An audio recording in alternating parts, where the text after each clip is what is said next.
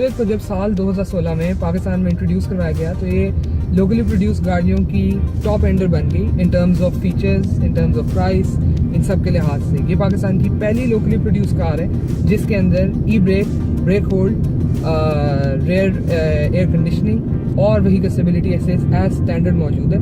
इसी के साथ साथ सिविक अपने पिछले 9 जनरेशन मॉडल के भी मोस्ट फीचर्स को रिटेन करता है। For example steering switches, climate control, in fact अपना इंजन तक रिटेन करता है, जिसके बारे में हम थोड़ी देर बाद बात करते हैं। इसी के ही साथ साथ सिविक के अंदर एक बार फिर डिजिटल इंफॉर्मेशन क्लस्टर है, जहां आपको पिछले मॉडल में एक पूरी स्क्रीन डेडिकेटेड मिलती थी MID के लिए।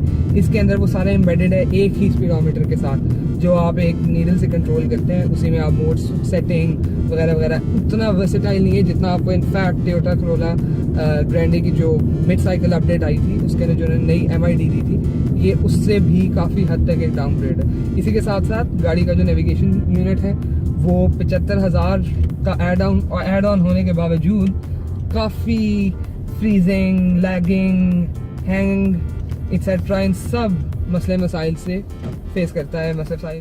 बात करें सिविक के ओवरऑल इंटीरियर की, तो वो सॉर्ट ऑफ ग्रोन अप है। अगर आप सिविक 8 जनरेशन और 9 जनरेशन के इंटीरियर की बात करें, काफ़ी हद तक टोन डाउन है सॉर्ट ऑफ, इवन दो इसको काफ़ी सारे अवार्ड्स मिले, बट कुछ लोग कह सकते हैं कि ये प्रॉबेबली एक डाउनग्रेड है इंस्टेड ऑफ एन अपग्रेड। लेकिन पाकिस्तान में बनने के बावजूद होंडा सिविक के जो इंटीरियर फिक्सचर्स हैं उनकी क्वालिटी काफ़ी हद तक अच्छी है। मैं इस वक्त क्वालिटी की खास तौर पे बात कर रहा हूँ। For example soft touch padding का काफ़ी हद तक इस्तेमाल किया गया थ्रू आउट द इंटीरियर। यहाँ आपके डोर हैंडल से लेके ओवरऑल गाड़ी में सॉफ्ट टच पैडिंग ठीक ठाक है। आखिर ये लेदर मॉडल नहीं है, यहाँ पे फैब्रिक है, बट फिर भी सॉफ्ट टच पैडिंग का ठीक ठाक इस्तेमाल किया गया, जो कि ओवरऑल गाड़ी को एक सॉर्ट ऑफ एक लग्जूरियस फील, एक लग्जूरियस एटमॉस्फेयर लेकर आती है। स्विचेस की क्वालिटी की बात की जाए तो overall switches are spot on.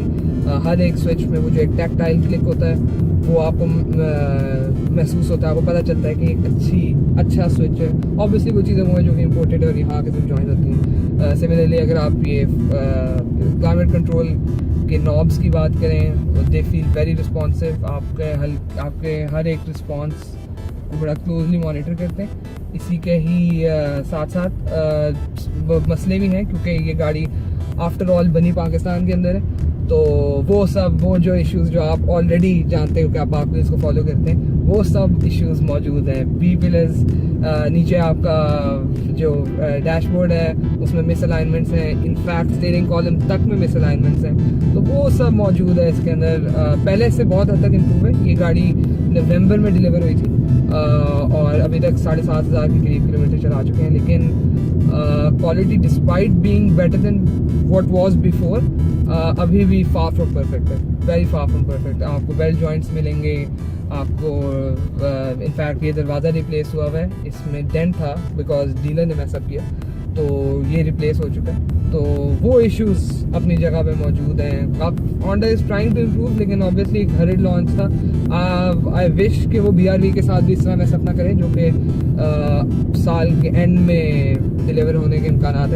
Interior improvement के साथ साथ एक्सटीरियर में भी कुछ चीज़ें ऐसी हैं जो कि पहली दफ़ा किसी पाकिस्तानी गाड़ी में आई है, लोकली प्रोड्यूस पाकिस्तानी गाड़ियों में, जिसमें से एक DRLs है, डे लाइट रनिंग लैम्प्स। आज से पहले किसी भी पाकिस्तानी लोकली प्रोड्यूस गाड़ी में नहीं आई। ये पहली लोकली प्रोड्यूस कार है जिसमें है, तो वो भी एक वेलकम एडिशन है। I don't know if you need it और नॉट, लेकिन ऑब्वियसली एक अच्छा लगता है गाड़ी के बाहर एक्सटीरियर पे DRLs का होना, तो वो भी एक अच्छी वेलकम एडिशन है। पावर आउटपुट की जहाँ तक बात की जाए तो इस सिविक में सेम इंजन है जो कि पिछले सिविक के मॉडल में आया था। काफ़ी साल हो गए होंडा को पावर आउटपुट अपने 18 सीसी मॉडल की इम्प्रूव करने के लिए। सिविक 8 जन में 140 हॉर्स पावर इंजन आया था, सिविक 9 जन में 141, और इसमें भी वही 141 हॉर्स पावर इंजन है, लेकिन जो पावर डिलीवरी है वो इनफैक्ट रिड्यूस हुई है पिछले मॉडल से। पहला मसला ये कि पिछले से तकरीबन 60 किलो हैवी गाड़ी है डिस्पाइट पावर आउटपुट सेम होने के। सेकेंडली, क्योंकि इस गाड़ी के अंदर CVT ट्रांसमिशन है, स्टैंडर्ड है इंस्टेड ऑफ क्रॉसमैटिक, तो थ्रॉटल डिलीवरी, गियर रेशियोज क्योंकि CVT ट्रांसमिशन के लॉन्गर होते हैं, इस वजह से वो आपको पावर डिलीवरी, वो सेंस ऑफ अर्जेंसी फील नहीं होती। और अगर आप इसको इकोनॉमी मोड पे शिफ्ट कर लें तो ये लगभग ऐसे ही लगता है जैसे आप कोई 13 सीसी आम गाड़ी चला रहे हैं। इस वक्त मैं फ्लोर भी कर रहा हूँ तो कोई ख़ास थ्रॉटल रिस्पॉन्स नहीं है गाड़ी की तरफ से।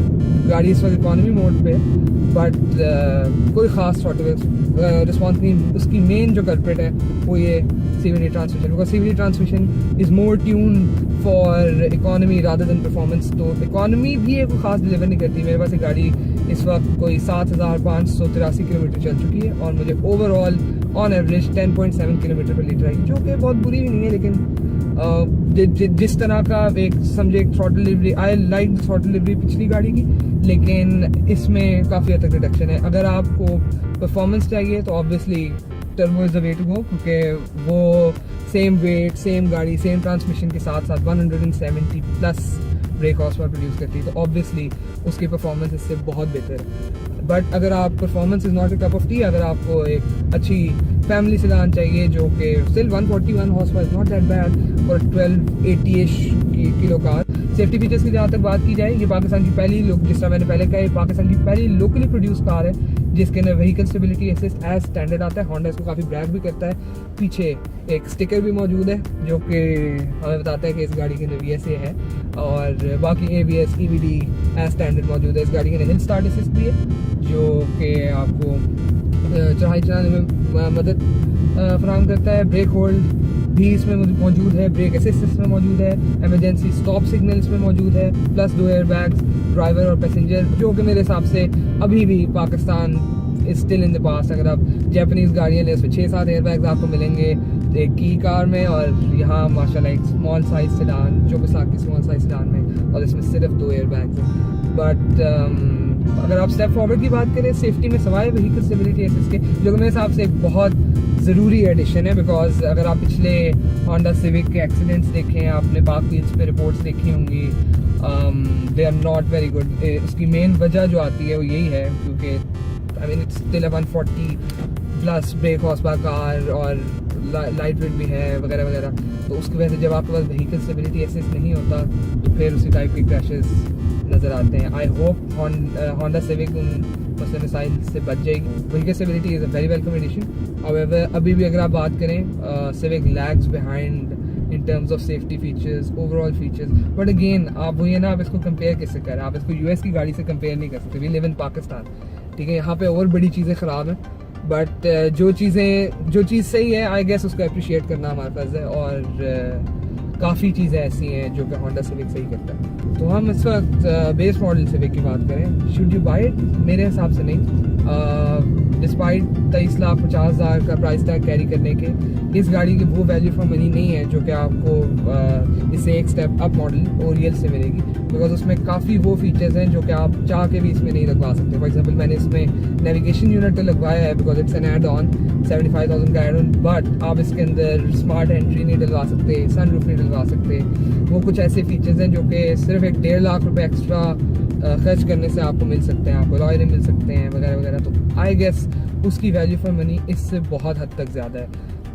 अगर आपकी रेंज 25 लाख तक स्ट्रेच हो सकती है तो I guess that's the way to go. उसके अंदर आपको क्रूज कंट्रोल भी मिलेगा, उसके अंदर आपको फॉग लाइट्स भी मिलेंगी, एक्सेट्रा एक्सेट्रा, जो आप चाह के भी इसमें नहीं लगवा सकेंगे।